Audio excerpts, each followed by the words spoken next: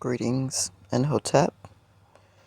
Today is Tuesday, 25th of June in the year 2024.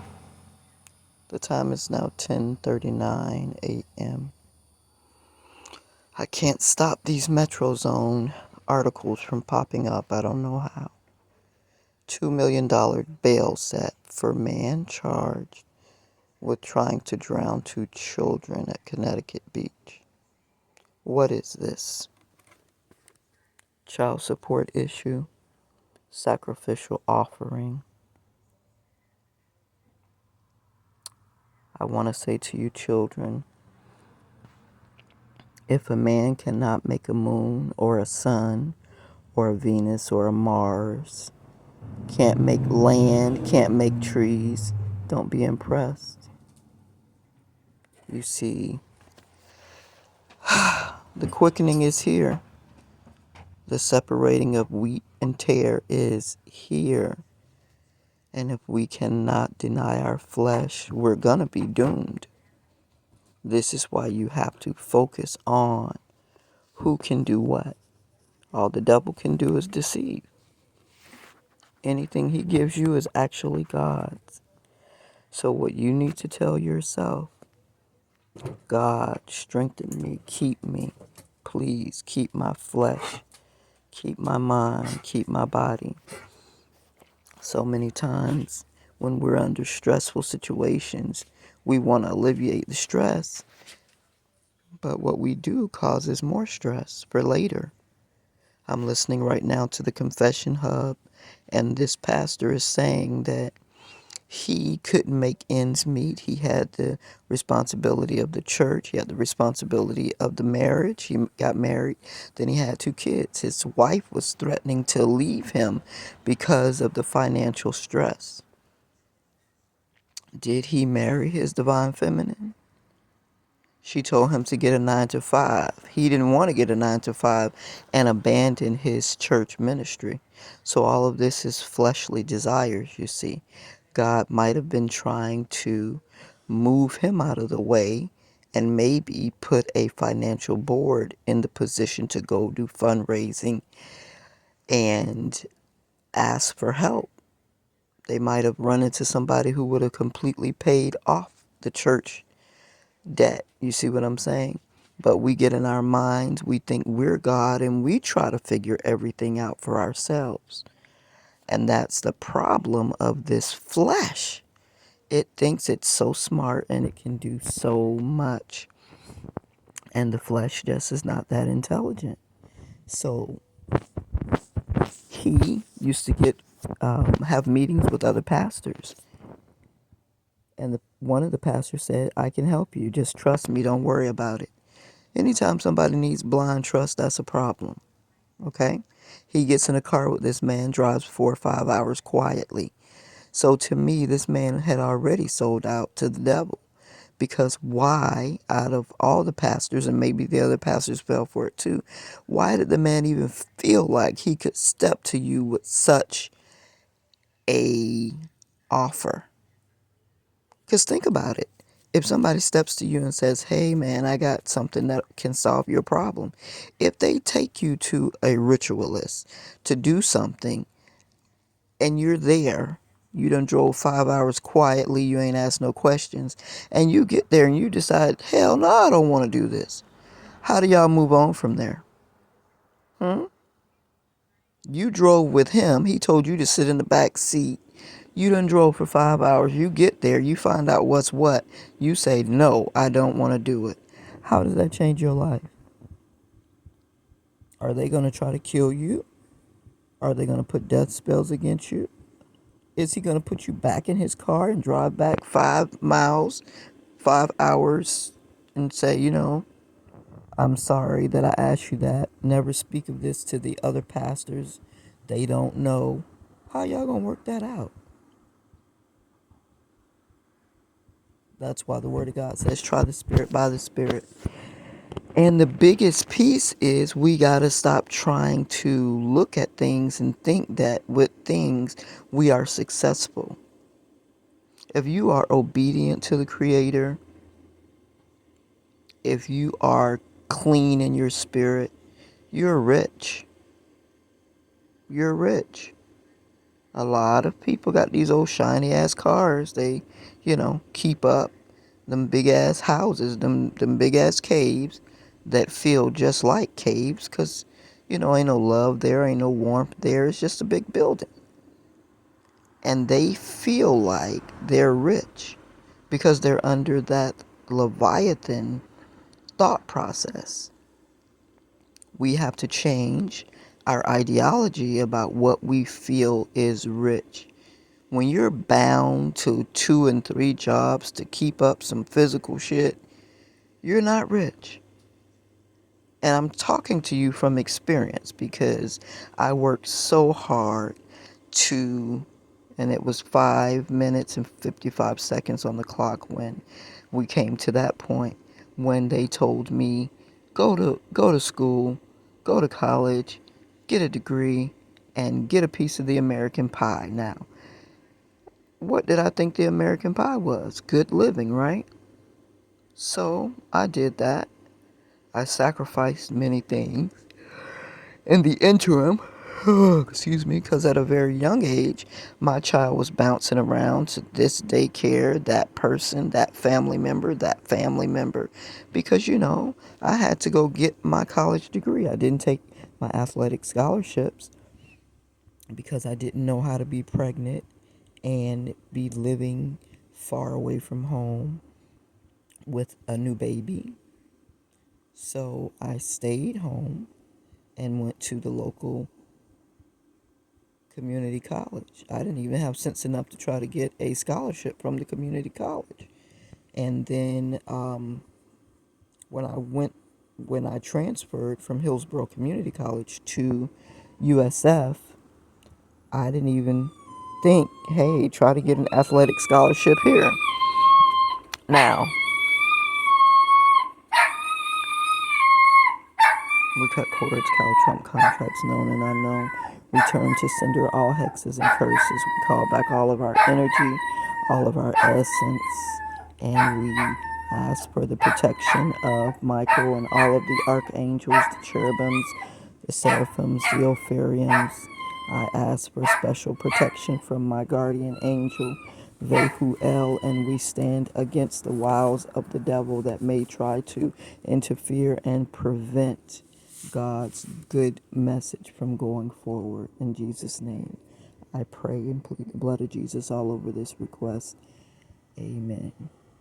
I didn't even have the intelligence to think, well, let me see if I can get a scholarship here at the University of South Florida. Now, they had just started a track and field team, so I did the walk-on tryout. So I'm thinking things are looking up. I got my AA degree.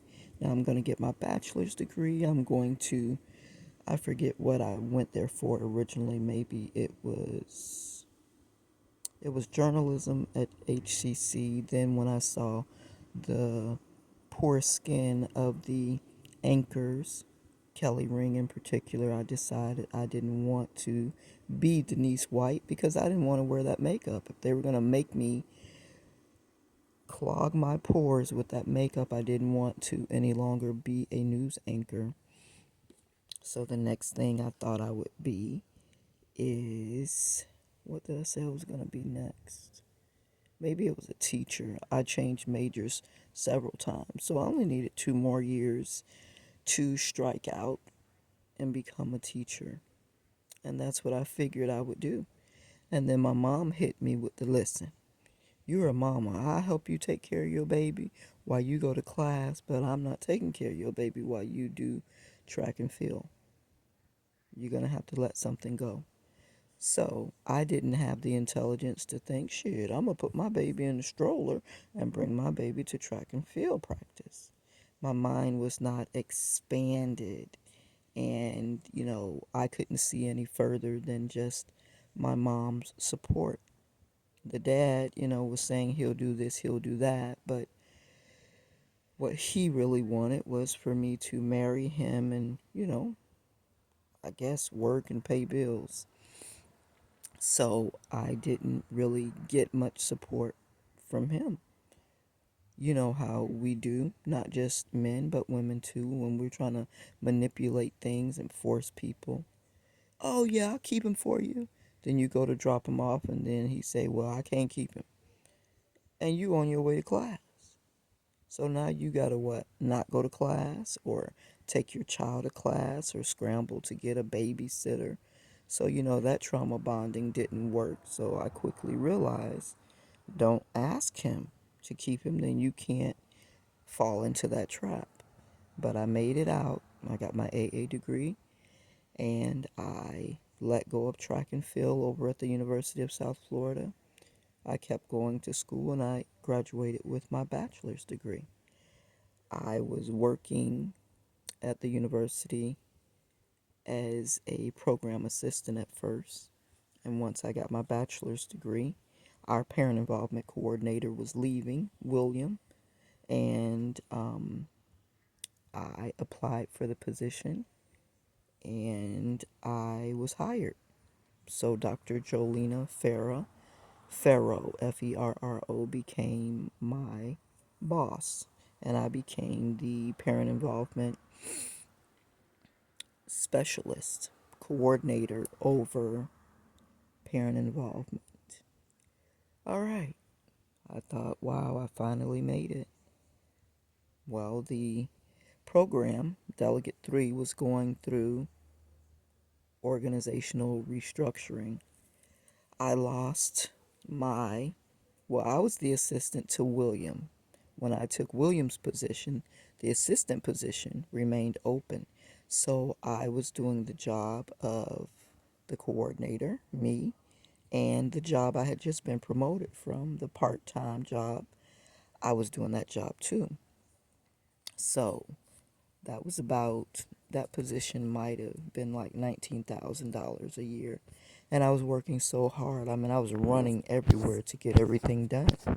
And when I first came in, within the first year or two, it was time to do the federal review.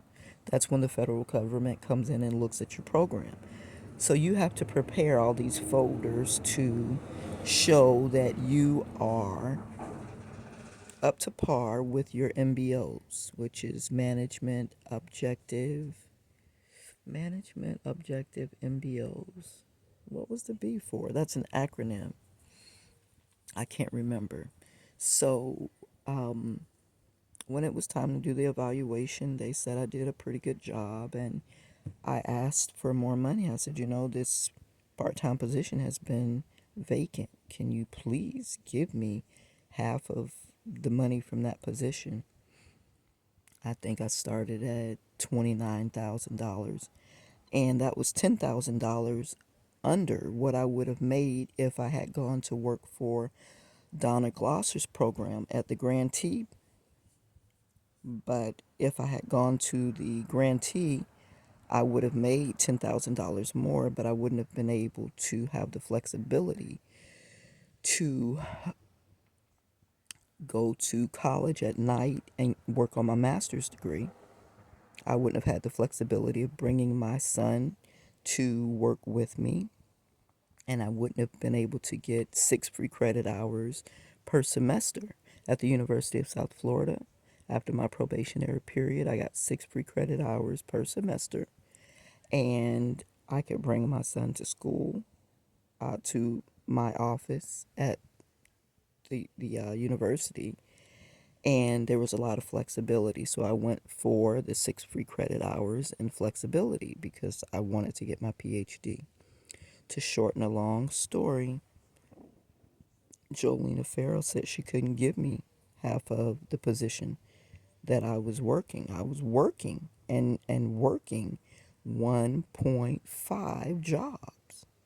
So they gave me $1,000 increase in my pay, and I became a disgruntled employee. I didn't know how to remedy the anger that I felt because I'm a grunt worker and I like doing a good job. My daddy, Arthur Atkins, always said, leave things better off than you found them. So that means when you go in the bathroom and there's tissue on the ground, You know how you go to the public stalls and people done threw the tissue and shit on the floor. It's like, don't leave it.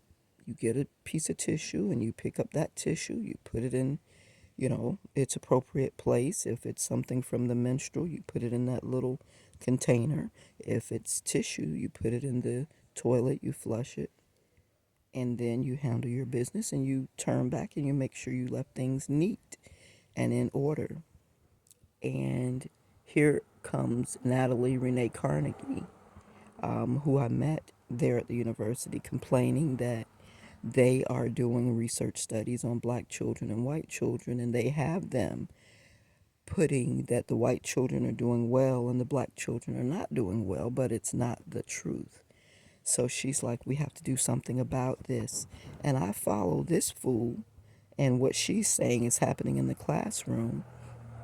And we go report this to the federal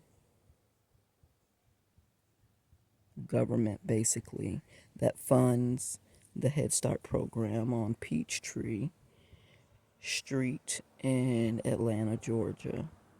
And as a result, they came back to um, the program to evaluate again. And our program came under scrutiny. I don't know if we lost funding or what, but I do know that my job was abolished. And I do know now, sitting here after having Natalie Renee Carnegie sabotage other areas of my life, I wonder if what she was saying was really true. The other thing that she sabotaged in my life was my body. She called me into the classroom. It was nap time, class one. Brenda Muse was the full time teacher in that classroom. And she said, come around this way. And I slipped in some liquid and fell, and it twisted my knee. And that put me into a workman's comp claim. Workman's comp doctors wanted to go in my knee and operate. And I said, oh, hell no. I'm a serious athlete, and I believe that your body can heal itself. But when you start letting people cut in you, that may never be able to be healed because things have been removed. So I just kind of dropped it. They never sent me a check, no workman's comp check. I never got no money. The doctor wanted to send me to a psychiatrist. She said that the pain I felt in my knee, the clicking that I heard in my knee when I walked, was in my head, and they wanted to send me to a psychiatrist. I believe all of this was orchestrated by Natalie Renee Carnegie because she was trying to help my family get me committed so that they could take over my life. I didn't know this at the time, and this is still an allegation. Okay, so I'm 18 minutes, 10 seconds in. To shorten a long story, right now I'm looking at my knee, and there is an incision at the bottom of my knee. I have never gone anywhere to have any knee surgery, but July 4th of 2020, Lawrence Alexander Cambridge forced me. And when I say forced, he just said, no, go with her, go with her. And because of my allegiance to him, I obeyed him. He told me to go with Veronica Davis, and we went to 40th Street across from the Crab Shack, across from River Pines apartments, to go to a yard sale in a big open field. In that big open field, I believe I was to lose my life, or it was the beginning of me losing my life. We were standing there looking at a shower head that was shaped like a large square. And she said, that's Connie's daughter's husband. And I looked up, and a man was walking across the field. He had on red and black. I got a bad feeling. I thought about the trickster Eshu. And I said, nope, I'm not finna fall into this trap. I said, I'm going to sit in your car. I went and sat in Veronica's Denali. She had a black Denali. And I stayed there for a long time. I said, I want to go back and check on Lawrence because I got a bad feeling in my gut. God told me not to go. I disobeyed God for Lawrence. Now, she wanted me to stay there longer because she knew what she had set up for Lawrence. Somebody was at Lawrence's house turning him against me. Okay. Now, she gave me 2 food stamp cards and told me to go buy some mullet. I stood in line for almost an hour to get inside for them to tell me they ain't got no mullet. So I gave her the cards back. I said, I'm just going to go. I'm going to walk back to the house. At this time, it was her, me, and somebody else was there. I can't remember who. She said, Here, y'all want some drinks? And I was so thirsty from sitting outside. I really felt like I should not have drank that. And this is what I'm telling you about making these deals with the devil. Something as simple as, do y'all want something to drink? I heard God say, don't drink it. And just like Esau, I drank it because I was thirsty, right? What was injected into them little cartons of juice? I drank two. Did I go back to Lawrence's house, fall asleep because there was roofies inside of that drink and they took me somewhere and operated on me? There has to be an explanation. I done lost some time and I don't know where I lost it from. I remember the next day I got up and went. Was that the next day? No, that was after he came back from the hospital. So I don't remember July 5th or July 6th. So I really think they operated on me. They might have even gone into my fallopian tubes and took out eggs. Now, this sounds crazy, but this is how these covens and these old wackadoodles who are professional thieves and catfishers do. Take eggs from my body, let a man who I know fertilize those eggs. Now, a corrupt doctor would have to be involved in this. They done took my eggs out of my body without my permission, put it with sperm from this man that I've never had sex with. I'm alleging maybe Donnie Dwayne Flowers, right? Put that egg inside of another woman's body, not my body, so that she can carry it, give birth to the baby, and then they demand child support for a baby I don't even know exists. Now that's far fetched, but if only you knew what these coven people do. It's straight evil, 2244 on the timer. Straight evil behind the scenes. And once you make the deal with the devil, you got to keep feeding that beast, or he's going to come and take you. And that means you're going to die. So, what we have to do is be willing to give up all material bullshit. See, if he and his wife had moved into maybe a church member's house, moved into a smaller house or apartment, or given up the church and started a smaller church. Give up the thing that is burdening you so that you can see clearly. And that way you don't fall into this thing where you feel like you have to maintain this image. And that's how the devil gets you. Once he puts you in that strainful position, you become susceptible to saying yes to the deal. So I will give you the update on this story. But the title of the story was I Sacrifice Church Members for Riches. So he sacrifices church members for riches. That might mean putting insurance policies on the church members and then taking their name to the coven, and the coven does death spells, and then the person dies and they leave their house to the church, or they get $500,000 because the person was an attorney or whatever. It's all the devil's work, and it's happening in the church under the guise of Jesus Christ. So a lot of people are going to hell. Now that we have transitioned into the age of Aquarius, this water is washing. Nothing can be hidden. 24:44 when I said that. Nothing is going to be hidden. So now You're going to see a lot of people just dying in groups. 369 in groups. You're going to see people die because they have been making deals with the devil and feeding their family members, their children, their spouses, their siblings to demons for decades. Shameful. Guard yourself. Be willing to give up all materials, so that you can honor God. What would Jesus do? What did Jesus do? Walked around with what? A purse, a satchel, and 12 days. And when he needed to know how much money there was, he had to say, hey, Mark, Matthew, Luke, John, whoever was over the money, how much we got? He didn't even keep track of the money.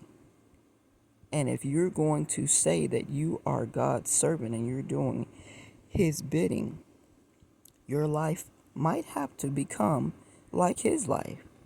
Now, allegedly, he didn't have a wife. Allegedly, he didn't have children. Some people say Mary Magdalene was his wife. Some people say she was a prostitute. I don't really know the truth. Can we really know the truth? But we do know that Jesus walked with 12 disciples, and each of them carried out some part of the church's responsibility. So why was this pastor stressing about money when he had a whole church full of people? You hand that over and say, listen, in order for me to do God's work, I need to be well fed, well rested, and worry free. So you all take these burdens, whole host of 100 people, and you all get this taken care of for me. And this is what I was telling people when I was an activist. How I'm struggling and can't put gas in my gas tank, and y'all want me to solve y'all problems too. The widows are upset because when their husbands die, their widow's pension drops down by $1,000, $2,000. It's 10 of y'all complaining. You all handle that. I will report it on my Reality Speaks TV show, but y'all handle that. You come up with the support group. You write the letters. You contact the senators. You contact the congressman. You contact your state representative. I can't do it all. And I tried to do it all. And I was in my late 20s and I looked old. And God said, fuck it. You can't do it all. So you delegate. If they don't want to take the responsibility for it, then leave it. And that's how my tutoring ministry ended up dying. That's how my TV show ended up dying, because I didn't have an understanding of how to delegate. And they didn't have an understanding that I am only one person and I can't do it all. Do more than call and complain. Calling in and complaining is great. Now you got to be willing to work to make changes. I can't do it all. And I'm in the middle of the crosshairs. So the government that I'm complaining about, the police department that I'm complaining about, is brutalizing black men over, little amounts of weed. They want my head on a platter. So how am I supposed to do all of this? And I gave up the ghost so that I could live. And so now we're coming back again. But this time, this is what, 2020 years later, with a greater understanding. And still, you have to work. And still, I'm in the crosshair. My relationship with the Creator is right this time. My relationship with my surrounding constituents, my surrounding citizens, my surrounding sisters and brothers is better, except for the coven members. The coven members are like, we got to do her something, because they're hiding behind Christianity. So, to reiterate the point, relieve the pressure by giving up the image. giving up the house, giving up the car, giving up whatever it is that creates stress for you, so that you don't find yourself trying to kill your children because you got insurance on your children. I don't know what the story is behind this man trying to drown two children, or if it's even a true story. But it sounds like a man under a lot of pressure who's trying to hold an image, and he feels like if he's get rid of these two children, that's either going to alleviate some child support issues or sacrifice them to whatever deity that is coming for him, or sacrifice them for some money through an insurance policy. I think that changes need to be made on how much money you can put on a child anyway. If insurance was designed to cover the breadwinner, the loss of the breadwinner, if the children aren't the breadwinner, then you shouldn't be able to put 100,000, 200,000, $500,000 on a child. Pray, people. The devil is here.